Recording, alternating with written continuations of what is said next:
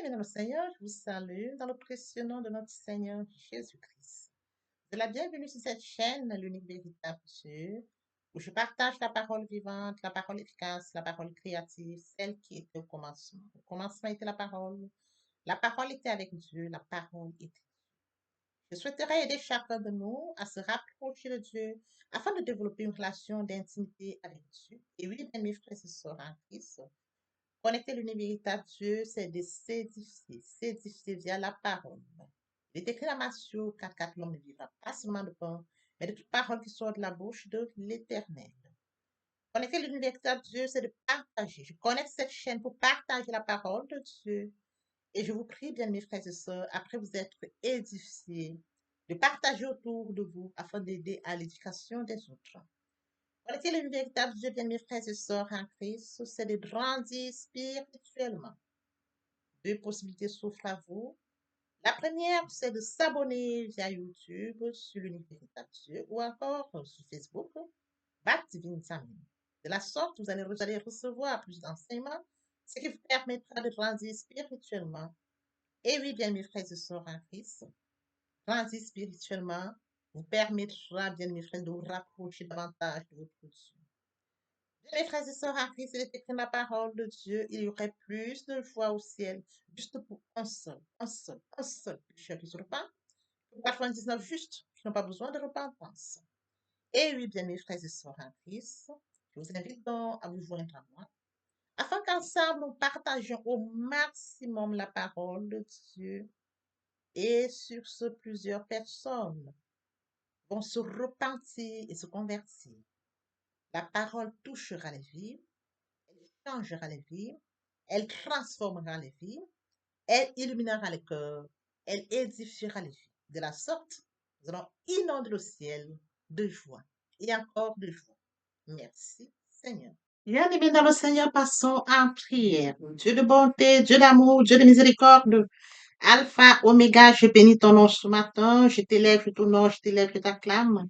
Je célèbre ta grandeur, le Dieu qui dit la chose s'accomplit, l'unique véritable Dieu, c'est toi. Merci pour ce nouveau matin, pour ce nouveau jour. Merci pour la santé divine, la protection divine, la sécurité divine. Merci pour le souffle de vie. Comptez parmi les vivants, nous sommes infiniment reconnaissants. Esprit Saint, viens sanctifier les lieux. Dresse autour de moi un mur de feu afin d'éloigner toute influence négative qui pourrait nuire à ma prière, à sécurise-la. Conduis-la afin qu'elle parvienne agréablement aux oreilles de mon Dieu. Merci, Saint-Esprit. Père, je te dis merci pour ce moment précieux et précieux où je viens partager la parole qui est au commencement, cette parole qui vit. Oui, Père, que cette parole s'en sémence dans les cœurs, ô Dieu grand, qu'elle porte dans les vies. Le Dieu qui sait le faire, l'honneur, la gloire et l'adoration te reviennent pour les siècles des siècles au nom puissant de Jésus-Christ. Je t'ai pris. Amen. Frères et sœurs en Christ dans le Seigneur, poursuivons par la lecture de Jean 20 à partir du verset 23. Là, il est écrit, ceux à qui vous pardonnerez les péchés, ils leur seront pardonnés, et ceux à qui vous les retiendrez, ils leur seront retenus. Il est bien évidemment écrit dans Luc 23, 34, Jésus dit, Père, pardonne-leur, car ils ne savent pas ce qu'ils font.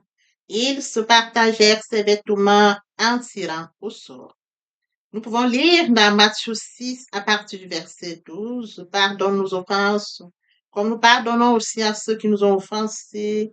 Ne nous induis pas en tentation, mais délivre-nous du mal, car c'est à toi qu'appartiennent dans tous les siècles le règne, la puissance et la gloire. Si vous pardonnez aux hommes leurs offenses, votre Dieu céleste vous pardonnera aussi. Mais si vous ne pardonnez pas aux hommes, votre Père céleste ne vous pardonnera non plus vos offenses. Permettez-moi d'aborder un point très important, celui de mourir en soi et de naître en Christ. Via la repentance et la conversion, nous étions de leur nombre, loin du Père, loin de la source, loin de notre premier amour. Par la grâce de Dieu, nous sommes repentis et convertis. Qu'en est-il de mon prochain, créature merveilleuse, admirable, unique, mais loin du Père? Il est écrit dans la parole, mon peuple périt par manque de connaissance. Conscient de ce fait, je vous prie de vous joindre à moi afin qu'ensemble nous partagions la parole.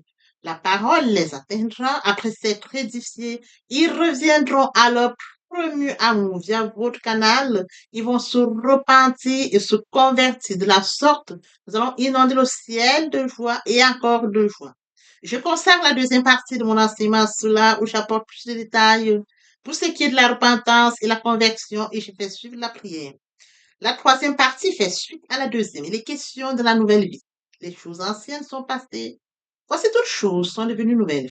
Et oui, frères et sœurs en Christ, permettez-moi de rebondir aux thématiques que nous avions déjà abordées. En début d'année, nous avons parlé de la méditation. Nous êtes allés chercher un Dieu puissant. Nous avons parlé de la méditation. Oui, frères et sœurs en Christ, n'oublions pas que Dieu nous a aimés le premier. Oui, frères et sœurs en Christ, il nous a fait créature merveilleuse, créature admirable, créature unique. Dieu nous a aimés le premier. Il nous a fait créature merveilleuse, admirable, unique. Oui, frères et sœurs en Christ, conscients de ce fait, du fait que Dieu a un calendrier pour notre vie, du fait qu'il nous a fait créature merveilleuse, admirable, unique, du fait que Dieu nous aime et détient la mission pour laquelle il nous a créés. Oui, frères et sœurs en Christ, nous nous rapprochons de notre Créateur. Via la méditation, nous allons chercher le Dieu qui nous a aimés le plus. Et pendant la méditation, nous recevons la parole par la foi. De la deuxième thématique que nous avions partagée. Au fur et à mesure que nous allons donc développer cette relation d'intimité avec Dieu, oui, frères et sœurs, nous mettons en application l'amour de Dieu. De la thématique qui suivait. Pendant la période pascale, Christ est mort à la croix de Golgotha. Le troisième jour, il est ressuscité. Et oui, frère, il a dit, Père, pardonne-leur car ils ne savent pas ce qu'ils font. Oui, frères et sœurs en Christ, tout est accompli. L'œuvre de la croix ne doit pas être vaine. Oui, frères et sœurs en Christ, d'où notre enseignement, où nous avons partagé la puissance de la résurrection. Nous avons suivi par le nom de Jésus. Oui, frères et sœurs en Christ, nous avons touché le nom de Jésus, qui est pour nous un nom très précieux. Nous allons en prière, nous allons toujours prier au nom de Jésus-Christ. Nous appuyons sur ce nom-là. Frères et sœurs en Christ, nous allons vers Dieu dans l'humilité, d'où cette thématique qui suivait aussi. Et lorsque nous vivons en communion avec lui. Oui, frères et sœurs en Christ, vivre en communion avec lui, frères et sœurs en Christ, nous développons encore cette vie, la vie de sainteté, d'où la thématique sur la sanctification. Vous serez saints car je suis saint. Frères et sœurs en Christ, pendant la Pentecôte, nous avions donc touché le Saint-Esprit. Alors, frères et sœurs en Christ, le Saint-Esprit se manifeste en nous, comme mentionné dans la parole de Dieu. Ne savez-vous pas que votre corps est le temple du Saint-Esprit? Votre corps est le temple du Saint-Esprit. Il est question de comprendre que l'Esprit Saint habite en nous. Alors, à partir du moment où l'Esprit Saint habite en nous, frères et sœurs en Christ, l'Esprit Saint prend le total contrôle et l'Esprit Saint nous instruit, il nous inspire, il nous enseigne, il nous corrige. Oui, frères et sœurs en Christ, nous n'avons plus la capacité, mais c'est le Saint-Esprit qui nous dirige. D'où cette thématique, le Saint-Esprit. Oui, frères et sœurs, la progression dans la sainteté est le processus par lequel le Saint-Esprit nous rend de plus en plus semblables à Christ. Lorsque nous allons lire Romains 8, 29, car ceux qu'il a connus d'avance, il les a aussi prédestinés à être semblables à l'image de son Fils, afin que, frères et sœurs, son Fils fût premier-né entre les frères. Frères et sœurs en Christ, nous allons faire que Dieu, un Dieu trois fois saint, vous serez saint car je suis saint. Pour la thématique sur la sanctification. Oui, frères et sœurs en Christ, dans le Seigneur, pendant la période de la Pentecôte, nous avions donc touché cet enseignement qui porte sur le Saint-Esprit. Ne savez-vous pas que votre corps est le temple du Saint-Esprit? Le temple du Saint-Esprit est un lieu saint. Oui, frères et sœurs, conscients du fait que notre corps est le temple du Saint-Esprit et que nous avions Dieu qui vient à nous, frères et sœurs en Christ, le temple du Saint-Esprit est un lieu saint. Nous devons vivre donc dans la sainteté. D'où cette thématique-là. Frères et sœurs en Christ, après cela, nous avions abordé la thématique sur le pape. Une thématique très importante. Pourquoi? Parce qu'elle nous permettra de rentrer dans celle-ci que nous abordons aujourd'hui.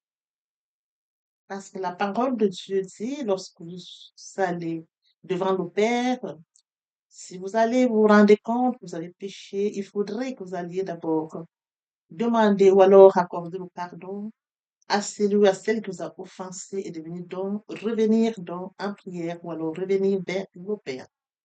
Nous avions abordé cette thématique qui portait sur vos parents. Aujourd'hui, donc, frères et sœurs en Christ, en fait, toutes ces thématiques que nous avions abordées, elles seront très utiles. En ce sens que nous allons donc, par notre démarche, comme nous avons connaissance de la parole de Dieu, nous connaissons Dieu, nous l'avons connu au fur et à mesure que nous avons développé cette relation d'intimité via la méditation de sa parole, nous mangeons la parole, nous buvons la parole, nous allons dans l'humilité devant Dieu, oui, frères et sœurs en Christ, nous vivons dans la sainteté, la sanctification le plus longtemps que nous sommes en communion avec lui, frères et sœurs en Christ, la purification intérieure se met en route.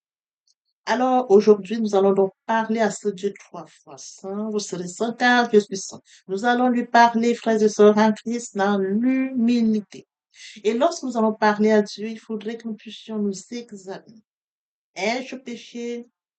Ai-je offensé? L'importance, frères et sœurs, comme elle est écrite dans Ésaïe 59, ce sont vos fautes qui mettent une barrière entre vous et votre Dieu. Oui, frères et sœurs en Christ, conscients de ce fait, il est très important que nous puissions demander pardon. Nous avons affaire à un Dieu trois fois saint. Nous devons pardonner ceux qui nous ont offensés. Et frères et sœurs en Christ, nous devons bien évidemment demander pardon pour ceux que nous avions offensés afin que notre relation avec Dieu soit maintenue, afin que lorsque nous allions dans le lieu secret, entre dans ta chambre, parle à ton Père qui est dans le lieu secret, le Dieu du lieu secret te répondra. Oui, frères et sœurs en Christ, ce sont nos fautes qui mettent une barrière entre nous et notre Dieu. Donc, il faudrait que nous soyons très attentifs, que nous puissions vivre dans la sainteté et de fuir le péché, pour garder cette relation avec Dieu. Oui, frères et sœurs en Christ, nous allons donc poursuivre aujourd'hui notre enseignement. Oui, frères et sœurs en Christ, nous allons poursuivre notre enseignement intitulé Quiétude. Nous avions déjà commencé cet enseignement depuis les semaines d'avant. Nous avions plongé dans cet enseignement via des exemples bibliques. Aujourd'hui, nous poursuivons toujours dans la même lancée et nous allons essayer de voir, frères et sœurs en Christ, au fur et à mesure, répondre à cette question qui est tu. Lorsqu'on nous pose la question qui es-tu, frères et sœurs en Christ, nous avons souvent tendance à comprendre, c'est-à-dire nous répondons souvent en partant de notre nom, frères et sœurs en Christ. Oui, frères et sœurs en Christ, Dieu regarde au-delà des éléments de l'homme. Dieu regarde différemment de l'homme. Oui, frères et sœurs, lorsque Dieu regarde, il regarde à notre identité spirituelle. Dans la Bible, cette question revient sous différentes formes. Par exemple, qui es-tu devant Dieu? Ou alors, qui es-tu lorsque personne ne te regarde? Ou encore, qui es-tu dans le plan de Dieu? Frères et sœurs en Christ, ce matin, donc, il est question de l'identité qui détermine la destinée.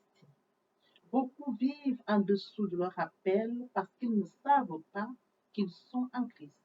Ainsi donc, frères et sœurs en Christ, nous allons aborder ce matin un point très important. Qui es-tu aux yeux de Dieu? Cette question nous permettra de pouvoir qui es-tu aux yeux de Dieu? Question importante, question qui permettra de creuser et de permettre que nous puissions apporter des éléments de réponse. Et pour ce faire, frères et sœurs en Christ, nous allons commencer par la lecture de Genèse 1 à partir du verset 26 jusqu'au verset 27. Ce texte nous permettra de poursuivre ou alors de commencer à partir du verset 26. Puis Dieu dit, faisons l'homme à notre image, selon notre ressemblance, et qu'il domine sur les poissons de la mer, sur les oiseaux du ciel, sur le bétail, sur toute la terre, et sur tous les reptiles qui rampent sur la terre. Dieu créa l'homme à son image, et il le créa à l'image de Dieu. Il créa l'homme et la femme. Oui, frères et sœurs en Christ, avant de chercher à savoir qui nous sommes, nous devons d'abord découvrir comment Dieu nous voit. Comment Dieu nous voit? En effet, la plupart des hommes construisent leur identité à partir de ce que les autres disent, ce que les autres pensent d'eux. Oui, frères et sœurs en Christ, Certains se définissent par rapport à leur métier, par rapport à leur diplôme, par rapport à leur richesse, par rapport à leur rang social, par rapport à leur famille, par rapport à leur richesse, frères et sœurs en Christ. Mais la Bible nous enseigne que notre véritable identité commence avec Dieu. Nous avons été créés à l'image et à la ressemblance de Dieu. L'image de Dieu en nous signifie que nous avons été créés pour refléter son caractère, sa sainteté, son amour, sa justice, sa communion. Oui, frères et sœurs, en Christ, une communion avec Dieu. Je voudrais que nous puissions encore regarder cela au travers de cet exemple. Nous avons un artiste qui a devant lui un morceau de bois. Nous avons des gens qui voient simplement, frères et sœurs, en Christ, le morceau de bois. Alors que l'artiste voit la magnifique sculpture qu'on pourra travailler du bois pour l'obtenir. Voyez-vous, je reprends. Nous avons un artiste qui a devant lui un morceau de bois. Les hommes vont regarder le morceau de bois qui est placé devant l'artiste. L'artiste, lui, va regarder comment il pourra travailler ce bois, frères et sœurs en Christ, pour donner une magnifique sculpture. Alors l'artiste voit le bois comme une magnifique structure. Il regarde le bois au-delà du regard des hommes. Ainsi, frères et sœurs en Christ, il est question de comprendre que lorsque Dieu nous regarde, il ne voit pas seulement ce que nous sommes aujourd'hui, il regarde l'avenir qu'il met en nous. Il regarde ce que nous serons demain. Il regarde la personne qui sera demain. Frères et sœurs en Christ, dans le Seigneur, nous allons lire ce matin Jonas. À partir du verset 1, là, la parole de l'Éternel fut adressée à Jonas, fils d'Amathaï, en ces mots. Lève-toi, va à Ninive, la grande ville, et crie contre elle, car sa miséricorde est montée jusqu'à moi. Et Jonas s'éleva pour s'enfuir à Tarsis, loin de la face de l'Éternel. Il descendit à Jaffo, et il trouva un navire qui allait à Tarsis. Il paya le prix du transport et s'embarqua pour aller avec les passagers à Tarsis, loin de la face de l'Éternel. Mais l'Éternel fit souffler sur la mer un vent impétueux, et il s'éleva sur la mer une grande tempête. Le navire menaçait de faire naufrage. Les mariniers eurent peur, ils imploraient chacun leur Dieu, et ils jetèrent dans la mer les objets qui étaient sur le navire, afin de se le rendre plus léger. Jonas descendit au fond du navire et se coucha et s'endormit profondément. Frères et sœurs en Christ dans le Seigneur, aujourd'hui, nous allons partager notre enseignement intitulé La destinée. Le point qui captive notre attention ce matin, c'est de comprendre que la destinée peut être retardée, la destinée peut être abandonnée. Alors, aujourd'hui, frères et sœurs en Christ, nous allons toucher ce point très important. Le Seigneur a créé toute créature merveilleuse, admirable, unique. Avant que nous fussions conçus devant notre mère, Dieu le connaissait. Avant que nous fussions sortis de son sein, il avait préparé une destinée pour chacun de nous.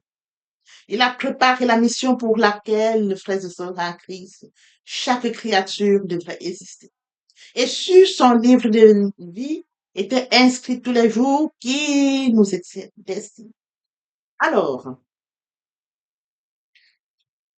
ce matin, donc, frères et sœurs en Christ, nous allons voir comment les créatures merveilleuses, admirables, uniques, faites à l'image et à la ressemblance de Dieu, peuvent retarder leur destin ou alors abandonner leur destin.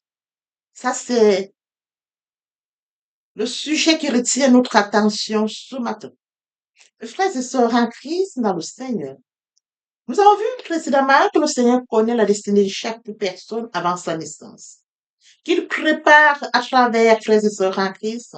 Comme je le disais tantôt, il a fait pour nous des projets de paix et non de malheur, afin de nous accorder un avenir et une espérance. Ça, c'est une chose. Comme je l'ai mentionné tout à l'heure, lorsque nous n'étions qu'une masse de sang, le Seigneur, frères et sœurs en Christ, a préparé notre destinée et la durée de vie sur terre. Alors, je voudrais que nous comprenions, frères et sœurs, comme je l'ai partagé précédemment, nous avions notre destinée, le Seigneur l'a préparée. Il faudrait que nous comprenions ceci. Créature merveilleuse, admirable, unique. Nous sommes faits à l'image et à la ressemblance de Dieu. Il a préparé pour nous une destinée, une mission sur terre durant le temps. Mais nous pouvons faire face aux obstacles. Oui, frères et sœurs en Christ, ces obstacles, malheureusement, ne peuvent pas détruire notre destinée. C'était l'objet de l'enseignement que nous avons vu déjà il y a cela quelques jours. Aujourd'hui, nous allons voir comment, frères et sœurs en Christ, une créature merveilleuse, une créature admirable peut retarder sa destinée, empêcher que sa destinée, frères et sœurs en Christ, se réalise selon la volonté de Dieu. Alors, frères et sœurs, ce point très important va captiver notre attention ce matin, afin que nous puissions comprendre comment plusieurs d'entre nous, le Seigneur nous a créés, mais parfois nous retardons notre destinée, sans nous en rendre compte. L'exemple qui nous permettra d'éclairer notre compréhension ce matin est celui de Jonas. Oui, frères et sœurs en Christ. Jonas, frères et sœurs en Christ, est ce personnage que Dieu appelle pour qu'il réponde à l'appel de Dieu, mais malheureusement, frères et sœurs en Christ, va retarder sa destinée. Il est très important de comprendre pour nous que Dieu a créé une créature merveilleuse, admirable, unique. Avant la conception, frères et sœurs en Christ, il a préparé la mission, la destinée de chacun, ou alors de chacune, et bien évidemment la durée, comme mentionné dans la parole de Dieu. Avant que je ne fusse conçue devant ma mère, je te connaissais, comme mentionné dans Jérémie 1,5, avant que avant que je ne t'eusse formé du ventre de ta mère, je te connaissais. Avant que tu fusses sorti de ton sein, je t'avais consacré, je t'avais établi prophète des nations, le cas de Jérémie. Oui, frères et sœurs en Christ, là, il est précis pour le cas de Jérémie. Il avait consacré, il avait établi. Alors, revenons à nous. Le Seigneur, bien évidemment, nous a aussi préparé une destinée avant la conception, frères et sœurs en Christ. Notre destinée est déjà préparée par le Seigneur. La durée de vie, bien évidemment. Alors, il est très important de comprendre que les destinées diffèrent d'une personne à l'autre. Aujourd'hui, frères et sœurs, l'intitulé de notre enseignement est très intéressant en ce sens que la personne de Jonas est appelée, la personne de Jonas, frères et sœurs en Christ, va retarder sa destinée.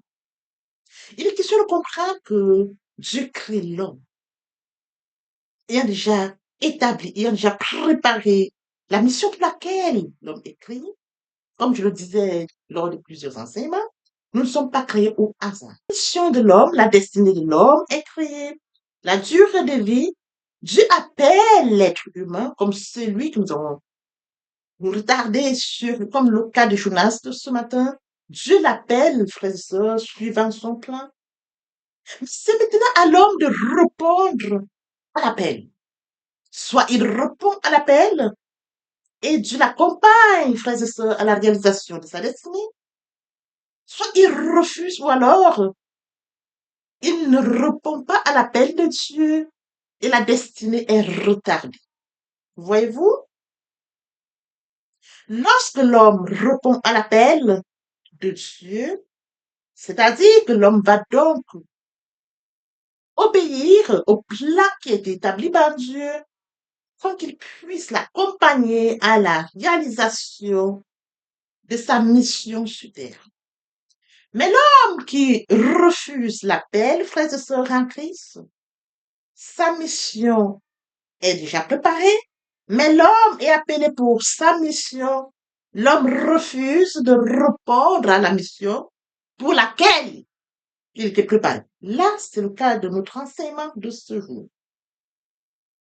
C'est de comprendre que lorsque nous allons déjà, nous sommes nés, nous grandissons, le moment venu où Dieu veut donc nous accompagner, frères et sœurs en Christ, pour notre destinée, c'est à ce moment que la porte est ouverte et nous devons accepter, frères et sœurs, d'entrer par cette porte qui est ouverte. Dieu montre le chemin que nous devons emprunter, le chemin sur lequel nous devons marcher, afin que nous puissions, frères et sœurs en Christ, commencer notre destinée et la poursuivre sous le regard de Dieu. Alors, à partir du moment où Dieu donne la mission à l'être humain que je suis, que tu es, et que j'accepte, j'obéis à cette mission préparée par Dieu, il m'accompagne. Lorsque Dieu prépare la mission et m'appelle pour la mission, je refuse d'obéir à cette mission. Frères et sœurs, je retarde ma mission. Quand on parle, il est question de comprendre, frères et sœurs en Christ. Quand on parle de destinée, oui, frères et sœurs en Christ, la destinée implique donc, frères et sœurs en Christ, une rencontre entre l'appel de Dieu et la réponse de la personne qui doit, frères et sœurs en Christ, poursuivre cette destinée. Est-ce que cette personne répond à l'appel de Dieu ou alors, frères et sœurs en Christ, dans le Seigneur, nous allons donc aborder déjà cette première partie de notre enseignement de ce jour. Dieu appelle, mais ne force pas.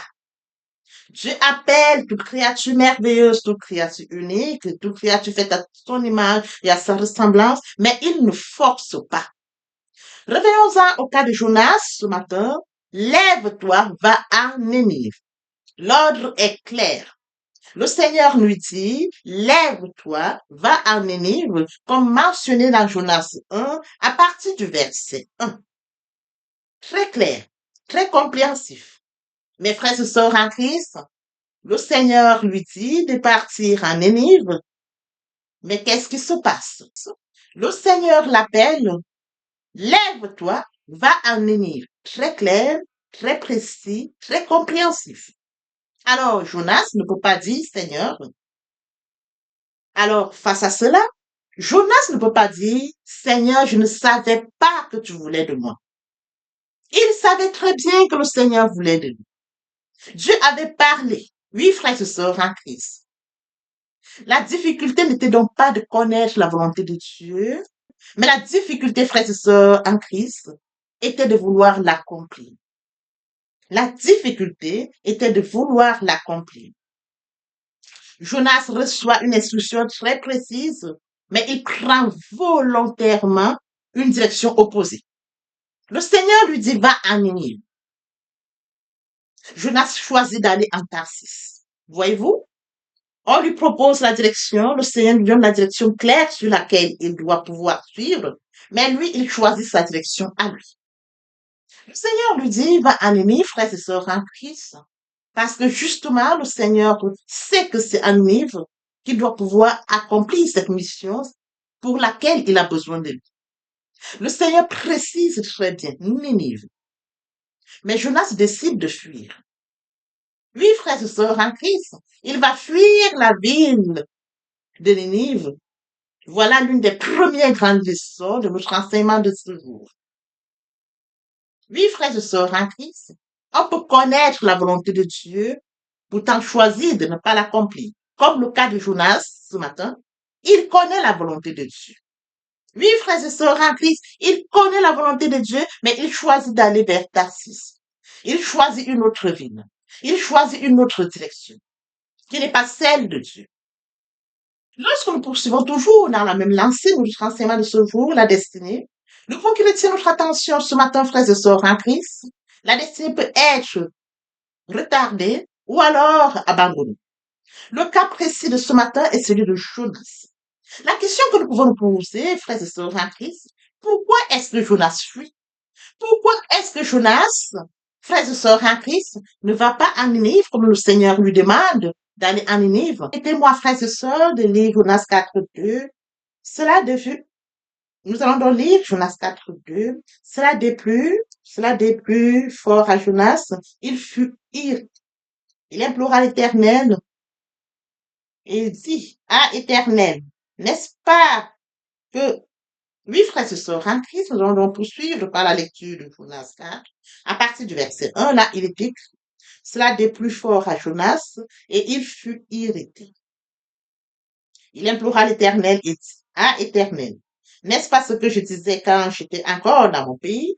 C'est ce que je voulais prévenir en fuyant Tarsis, car je savais que tu es Dieu, compatissant et miséricordieux, lent à la colère et riche en bonté, et qui te repent du mal. Maintenant, Éternel, prends-moi donc la vie, car la mort m'est préférable à la vie.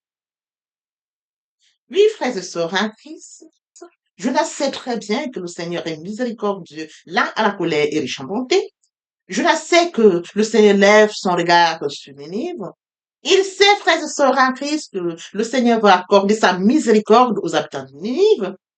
Mais malheureusement, frères et sœurs en Christ, Jonas voudrait que le Seigneur fasse sa volonté à lui. Jonas voudrait que les habitants de Ninive soient jugés. Voyez-vous comment l'homme suppose, l'homme, frères et sœurs, comme Jonas, l'être humain que Dieu a créé, l'être humain que Dieu a fait à son image et à sa ressemblance, peut se mettre contre le plan de Dieu, peut se mettre contre la volonté de Dieu. Il s'oppose, frères et sœurs, en Christ, comme je le mentionnais tantôt lors de cet enseignement de ce matin, quelqu'un qui retarde, frères et sœurs, en Christ, la destinée, ou quelqu'un qui l'abandonne. Au cas précis, c'est là où Jonas vient retarder sa destinée. Jonas veut se faire passer pour Dieu. Dieu voudrait que Jonas aille à Ninive, oui, frères et sœurs en Christ, afin que les habitants de Ninive reçoivent la miséricorde. Mais Jonas voudrait que les habitants de Ninive soient jugés. Alors, le Seigneur voulait que Jonas aille à Ninive. Le Seigneur voulait que Jonas aille à Ninive afin de sauver les habitants de Ninive. Mais Jonas voulait que les habitants de Ninive soient jugés. Oui, frères et sœurs en Christ. Jonas voulait la justice selon sa compréhension, mais Dieu voulait manifester sa miséricorde. Oui, frères et sœurs en Christ. Cela nous enseigne quelque chose de très profond. Parfois, ce qui nous empêche, frères et sœurs en Christ, d'entrer dans notre destinée n'est pas un manque de capacité, mais un problème dans notre cœur. Comme le cas de Jonas. Un problème dans son cœur. Il ne voudrait pas que Dieu accorde la miséricorde aux habitants de Ninive, mais il voudrait que Dieu juge les habitants de Ninive. Je voudrais comprendre une chose. Oui, frères et sœurs en Christ, depuis quand la créature commande le Créateur? Depuis quand la créature, frères et sœurs en Christ, renverse la destinée qui a été faite par le Créateur? Le cas de Jonas, c'est justement cela. La mission est faite avant sa naissance. La durée de vie est déjà établie.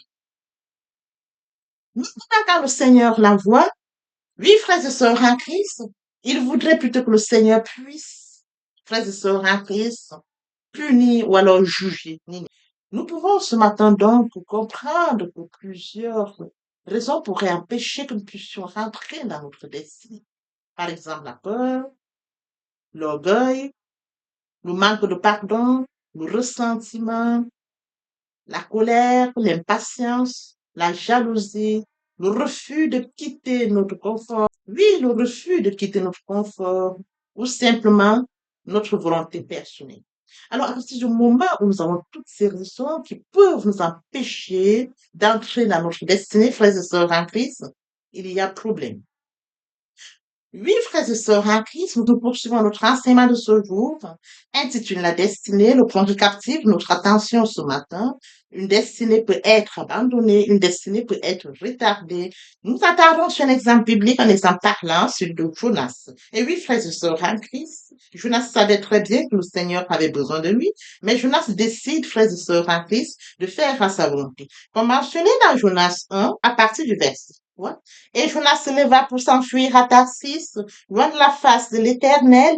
Il descendit à chaque fois et il trouva un navire qui allait à Tarsis. Il paya le prix du transport et s'embarqua pour aller avec les passagers à Tarsis, loin de la face de l'Éternel. Jonas décide de s'enfuir loin de la face de l'Éternel.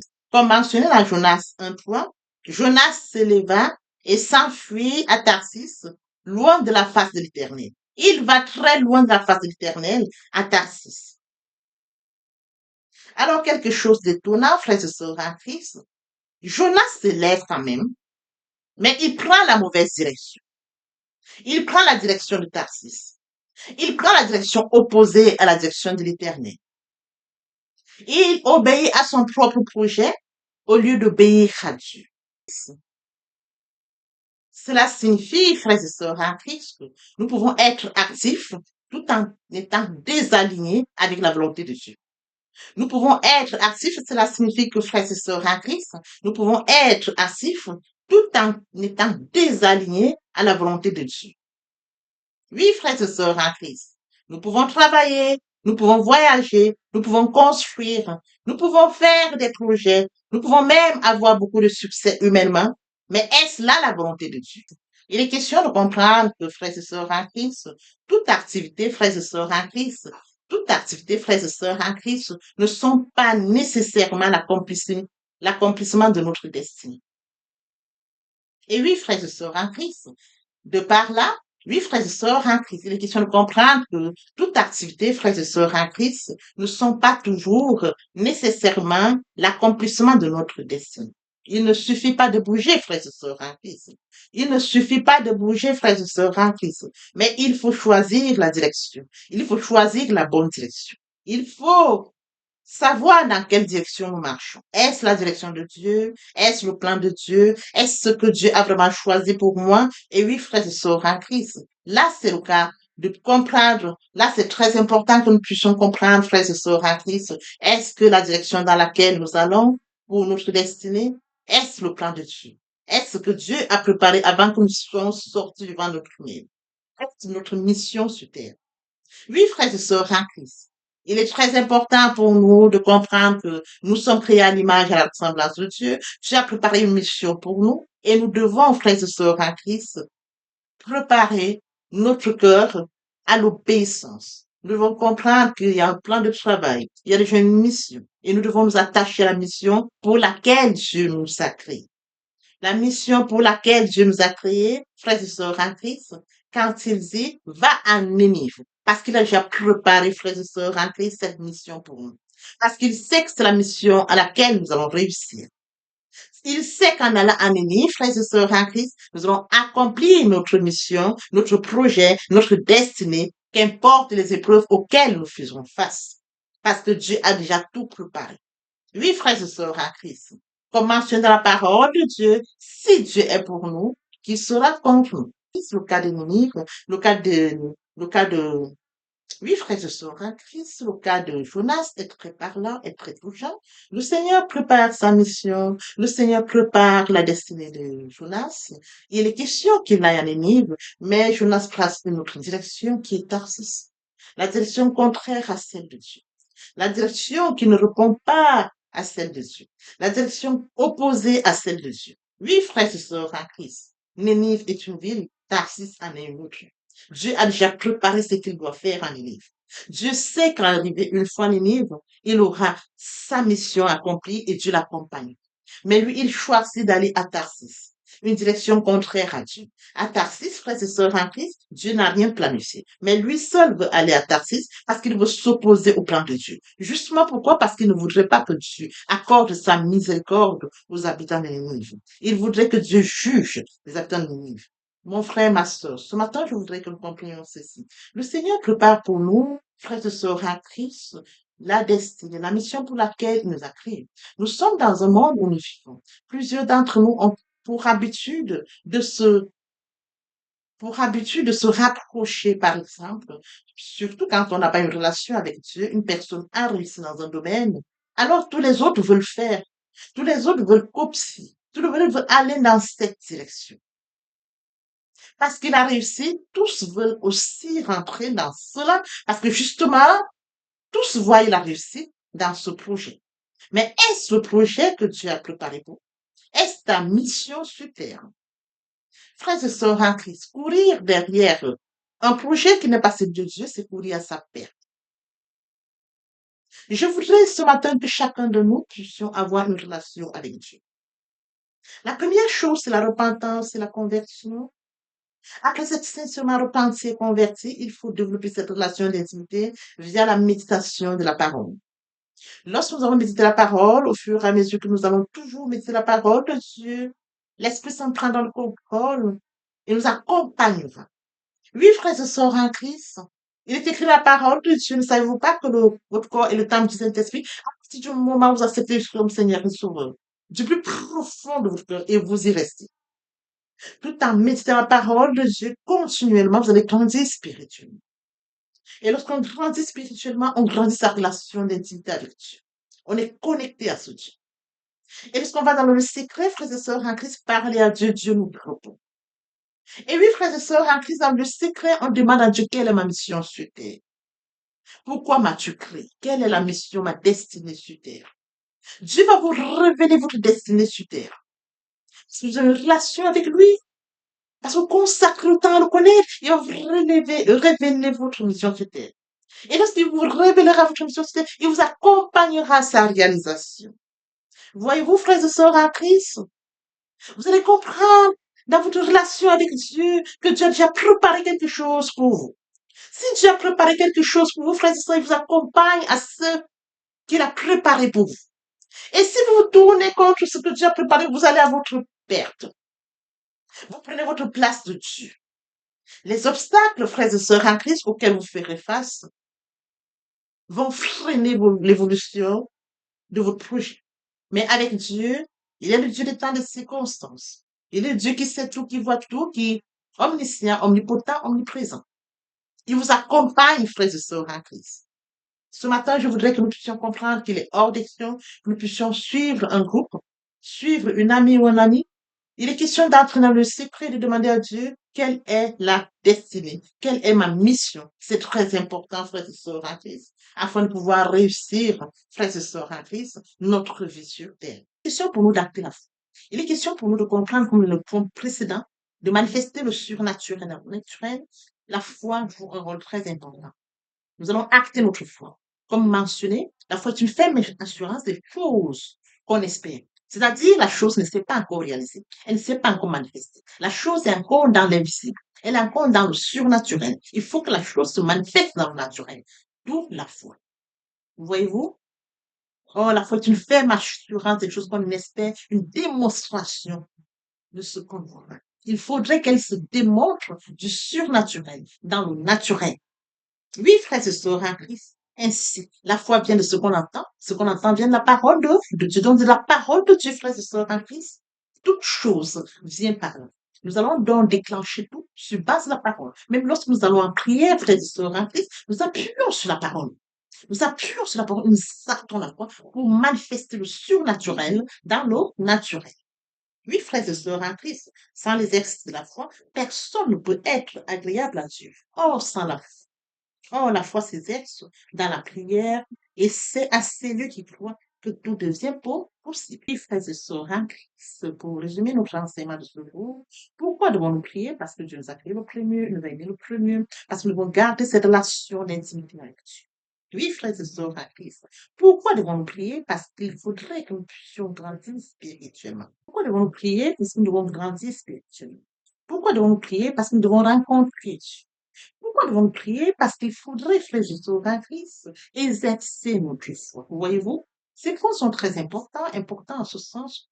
Les uns comme les autres nous permettent, frères et sœurs, de rester connectés, nous permettent de grandir spirituellement, nous permettent, frères et sœurs en Christ, de rencontrer Dieu via la prière, nous permettent d'exercer notre foi, oui, frères et sœurs en Christ, de permettre également de manifester le surnaturel dans le naturel, parce que nous avons affaire à un Dieu omniscient, omnipotent, omniprésent, toute chose étant surnaturelle, spirituelle, il faudrait que toutes ces choses, frères et sœurs en Christ, qui sont spirituelles, nous puissions acter notre foi, nous rapprocher de Dieu, élever la voix, afin que ces choses surnaturelles, frères et sœurs, se manifestent dans le naturel, de par cette relation d'intimité via la prière.